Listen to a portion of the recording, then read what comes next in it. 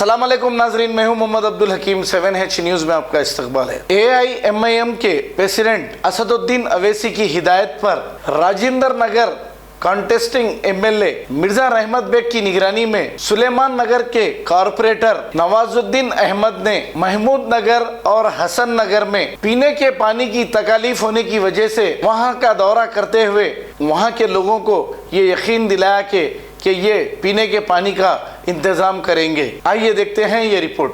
फेंकने में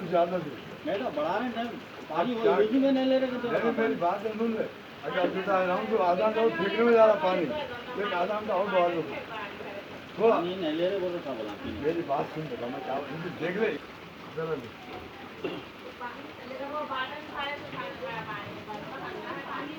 बांध लो। अच्छा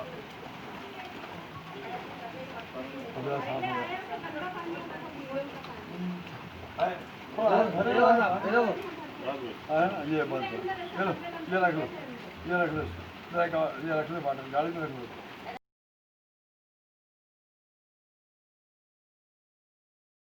मोहम्मदिया शवरमा की लाजवाब पेशकश मोहम्मदिया मंदी हाउस आप तमाम दोस्त अहबाब का वेलकम करता है। अलहदा कैबिन में बैठकर अपने दोस्त अहबाब फैमिलीज के साथ मटन मंदी, चिकन मंदी, फिश मंदी और प्रॉन्स मंदी का मजा लीजिए।